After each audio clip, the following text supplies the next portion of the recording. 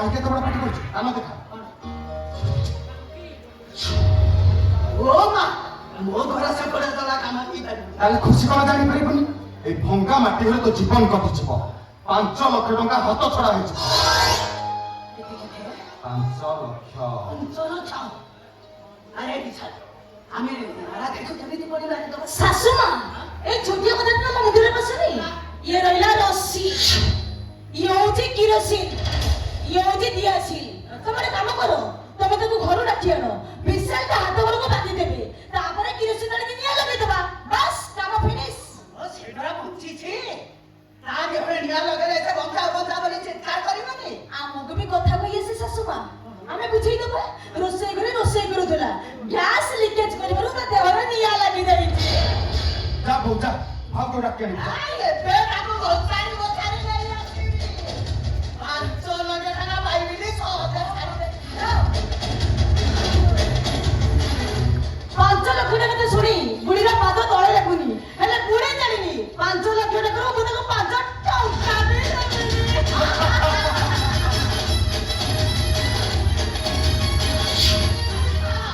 এটা কান্দি কথা বানি বান্ধব কেবে কাইকি বহু কেবল করছে মতে বান্ধব কাইকি বহু মতে কিছু কହୁনা কাইকি মতে বান্ধুছি কর পাই স্পেশাল কো মতে মু কেবল করিছি মতে বান্ধুছি কাইকি ଆମେ ତ ଆଉ ଟିକେ ପରେ ଆପେ ଆପେ ସବୁ କିଛି ବୁଝିପାରିବୁ।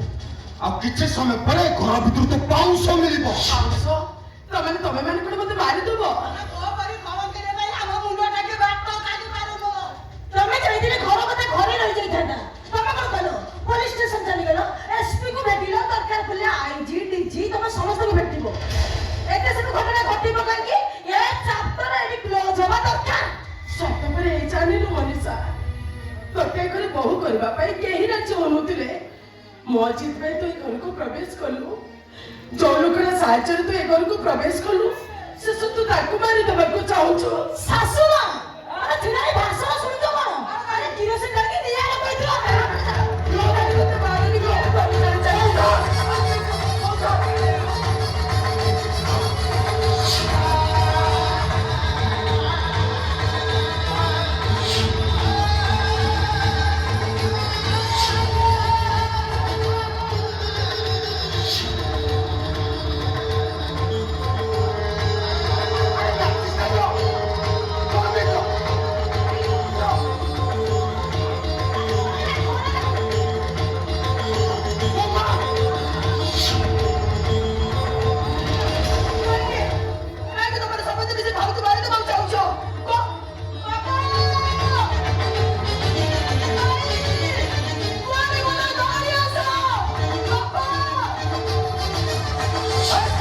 କାହାରି କିଛି କହିବୁନି। ସମସ୍ତେ ଘରେ ଶୋଇଥିବେ ତ ନିଆଁ ଲଗେଇ କଣ ହେଇଛି? ଆଉ ଟିକେ ଡେରି ହେଇଯାଇଥିଲେ ଏମାନେ ସମସ୍ତେ ମିଶି ମୋ ଭାଉଜକୁ ପଡ଼ି ମାରି ଦେଇଥାନ୍ତେ ରୂପାଲି ମିଛ କହୁଛନ୍ତି ମତେ କେହି ମାରିବାକୁ ଚାହୁଁନଥିଲେ ମିଛ କହୁଛନ୍ତି ରୂପାଲି ମୁଁ ମିଛ କହୁଛି ମୋ ଘର ଭିତରେ ପଶିଲା ବେଳୁ ସାନ ଭାଇ ତମ ହାତ ବାନ୍ଧୁନଥିଲା ମୋ ହାତରେ ଗ୍ୟାସ ନଥିଲା ନାଇଁ ତମ ଦେଖିବାଟା ପୁରାପୁରି ଠିକ କିନ୍ତୁ ସେମାନେ ମତେ ମାରିବାକୁ ଚାହୁଁନଥିଲେ ବରଂ ସେମାନଙ୍କ ପାଇଁ ମୁଁ ବଞ୍ଚିଗଲି ବାପା ସମାଜ ତ ମୋଠୁ ବଞ୍ଚିବାର ଅଧିକାର ଛଡ଼େଇ ନେଲା ଆଇନ ମତେ ନ୍ୟାୟ ମିଳିଲାନି ସେଥିପାଇଁ ମୁଁ ଆତ୍ମହତ୍ୟା କରିବାକୁ ଚାହୁଁଥିଲି ଆତ୍ମହତ୍ୟା କରିନେଇଥିଲେ କଣ ହେଇଥାନ୍ତା ଆମର ଅବସ୍ଥା? କଣ ହୋଇଥାନ୍ତା? ଆମେ ସମସ୍ତେ ଆରେଷ୍ଟ ହେଇ ଜେଲ୍ ଯାଇଥାନ୍ତୁ। ଆମ ତାରି ପାଇଁ ଆମେ ମୁଣ୍ଡ କାଟି ବାଟ ଚାଲି ପାରୁନୁ 12 ଲୋକଙ୍କୁ 12 କଥା ଶୁଣିବାକୁ ପଡୁଛି ଆମ ରୂପାଲି କଣ ବାହା ହେଇପାରନ୍ତେ ସିଏ ବି ବାହା ହେଇପାରିନଥାନ୍ତେ ଲକ୍ଷ୍ମୀ କାହିଁ ମୁଣ୍ଡରେ ବସାଇଥିଲ ଆଉ କେତେ ବଦନାମ ହେଲେ ତମ ମନ ବୁଝିବ ଆଜି ଏ ଲକ୍ଷ୍ମୀ ଛାଡ଼ି ଏ ଘରୁ ଯିବ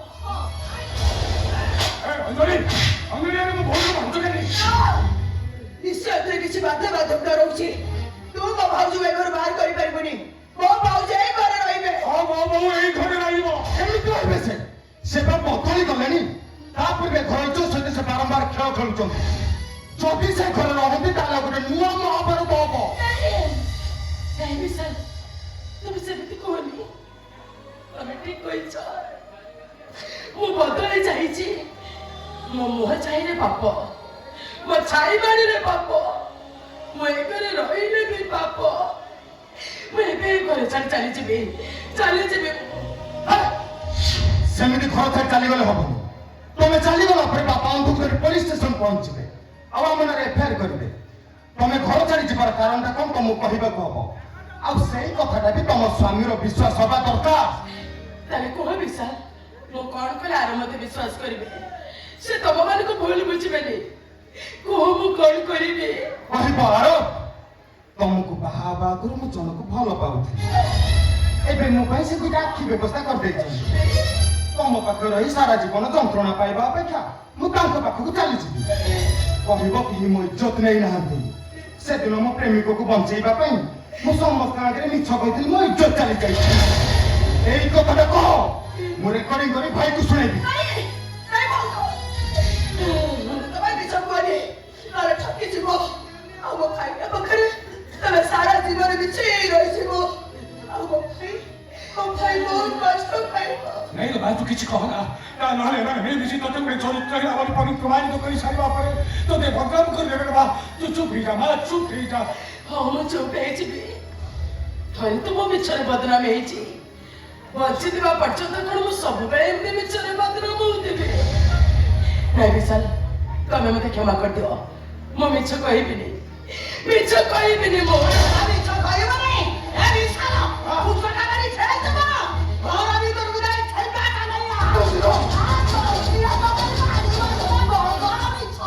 खबर कारो चली खबर खबर तू तो बोल छी भाई चली बात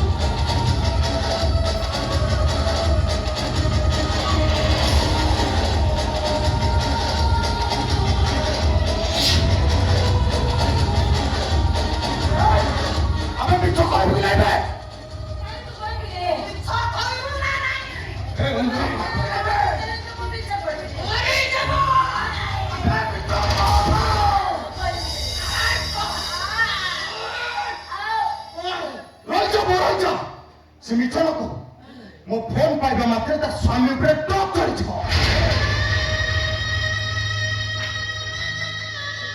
नहीं विशाल नहीं तुम्हें तो रासू का मोह धरनी तुम्हें तो भाई करे किछि गलती करी बने वो मिछ कहबे विशाल तुम्हें चाह कहबा जेबे कहबा वो तमरा सब कथा मानबी के तुम्हें तो भाई करे किछि गलती करी ये हुई ना बात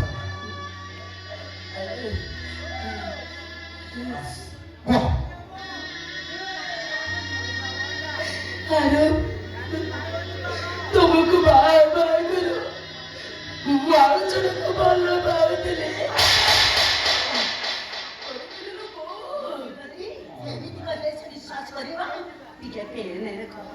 भले को भाई सुन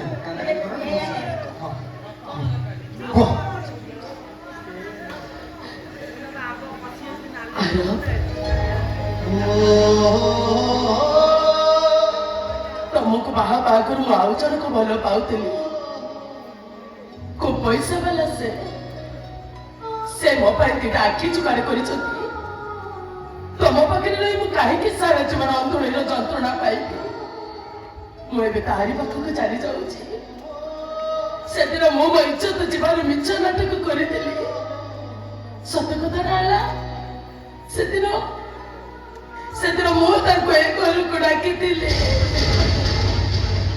मो भाउज पर किए हब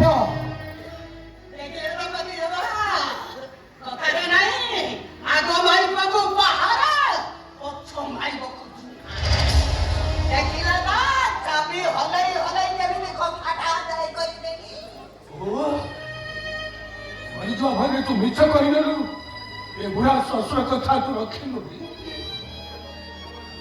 आपण मते किछि कहतुनी बाबा आपण तो सब जानिछथि मरी जबा भयरे मु मिछ कहिनी बाबा पर आपण को पुओ को बंचाई रखिबा पाई मु मिछ कहिछि मिछ कहि मो पाप करिनी बाबा मो पुण्य करिछि मो स्वामी को मो गाड़ी एक्सीडेंट बंचाई देछि बाबा कोला बेले मो आपण को गोटे कथा कहिबी आपण मते सब बेले कहती मु आपण को बहु नुहे मु आपण को माँ आपण होचते मो बुढ़ा पुओ ए बुढ़ा पुओ देहर जत्र नब ठीक समय खिया पिया करिब अभिमान केबे भी सोई पड़िबनी कहीं ना ए माता पूरा बहुत दूर को चली जाउछे अभिमान सोई पड़िले कि आपण को निदर उठे खाइबा को दबो रूपाली तुम भाई को बाकी बाकी तुम्हें छाड़ी रही घर को फेरवा टिके विलंब हेले तुम्हें जे खोजी आनिब मनीषा मनीषा लो मु सबुदिन घर छाड़ी चली जाऊँगी आज बापा बो रूपाली को दायित्व तोते लगिला लो से जत्न नबु ताको मनरे तू केबे भी कष्ट दबुनी केबे कष्ट दबुनी तू विशाल कहला तुमको मो दिवर नुहे निज पुओ बोली भाभी जदि केबे तुम खबर पाओ तुम ये चरित्रहीन माता मरी जाइछि ताले ताको के को टिके कांध लगेबा पाई आसीबो एतको कले आर पारे मो आत्मा शांति पाइबो बहु ना मार कोल कोण मु जानिनी भाभी आपण को कोल रे मथा रखी मो बाकी तक जीवन को मो हसी हसी काटी देबी हेले से सुख तो भगवान मो भाग्य रे लेखि नाती जदि मो आपण को पाखरे किछि भूल करता आपण मते क्षमा कर देबे बो आपण मते क्षमा कर देबे तू पछर नुहे बा तू मरीसा एटा सही रे बा सही बार गोटे सीमा थाए केते आउ सही तू कथा कहबा को तते कष्ट लागले भी कथा कहबा पाई बाध्य होछ रे बा ये बुढ़ा ससुर कथा मानी तू सब दिन पाई घर छाड़ी चली जा अरे बा तो जीवन का संघर्ष आरंभ होई जीवन रे के भूल निष्पत्ति न पड़ी केबे भी तू आत्महत्या करबो रे बा घर छाड़ी चली गला परे वो घर कथा तोर मन पड़िब कि ना मु से कथा कहि परिबिनी तो ये बुढ़ा ससुर देखु तू केबे बोली रे बा जो तू सुनिबो तो ससुर मरी जाई छी से दिन मो पाई के तू पिता पाई पी दबो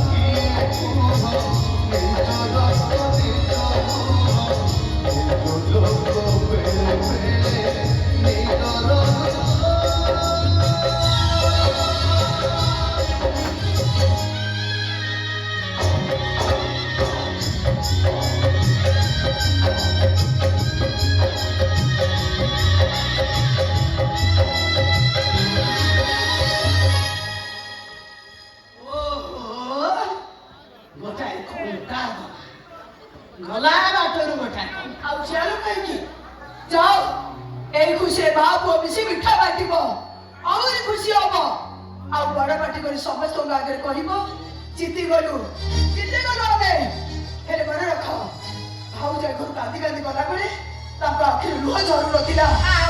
କରୁଥିଲା ନିଅ ଆଉ ସେଇ ନିଅରେ ତମେ ମାନେ ଜଳି ପଡ଼ି ଧ୍ୱଂସ ହେଇଯିବ। ଆରାଧ୍ୟା ଆରାଧ୍ୟା ବାପା ଭାଇ হ্যাঁ আস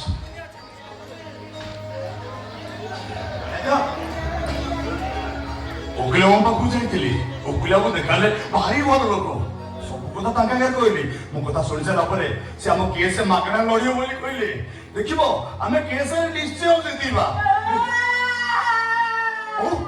କାନ୍ଦୁଛୁ ଭାଇ କଣ ହେଇଯିବ? ମିଛ ମିଛ କାନ୍ଦରେ ରବ ଏ ସବୁ ଅଭିନୟ। ମୁଁ କହୁଛି ଶୁଣୁ। ତମେ କଣ କହିବ? ଆରେ ଆରବ ସରିଗଲା ନା ଆରବ। ଆରେ ଯେତେ ବୁଝାଇଲୁ ମା ପୁଅ ଦି ଜଣ ଯାକ ଜମା ବୁଝିଲାନି, ଚାଲିଗଲା। କିଏ ଜାଣିଗଲା? ଭାଉଜ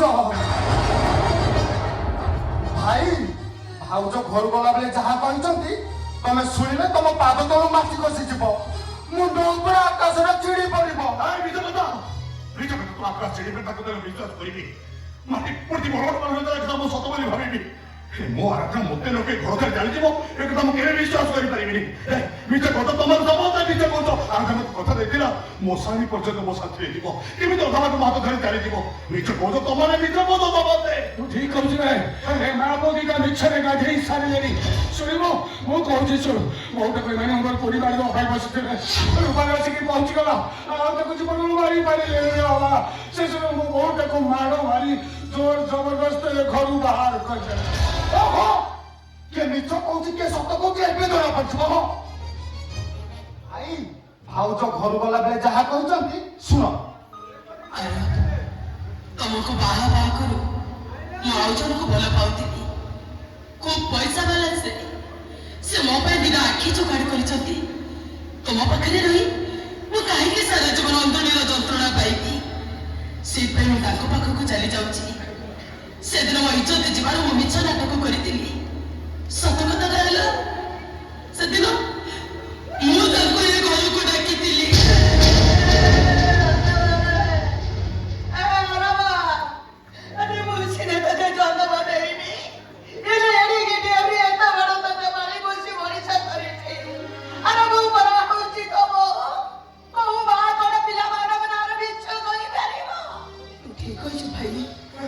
ମା କେବେ ମିଛ କୁହେନି, ହେଲେ ଯେ ଡାହାରି ସେ ମିଛ କହେ।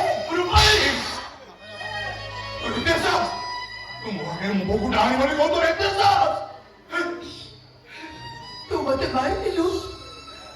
ଯୋଉ ଭଉଣୀ ଛୁଟି ପଡି ତତେ ଆଖି ଦୁହେ, ଯୋଉ ଭଉଣୀ ଆଖିରେ ଲୁହ ହସିଲେ ତୋ ଛାତିରେ କୋହ ଆସେ, ଆଉ ଯୋଉ ଭଉଣୀ ପ୍ରତିବର୍ଷ ତୋର ଏଇ ହାତରେ ଲାଠି ବାନ୍ଧେ, ଆଜି ସେଇ ହାତରେ ତୁ ମତେ ମାରି ପାରିଲୁ। ମାରି ମାରି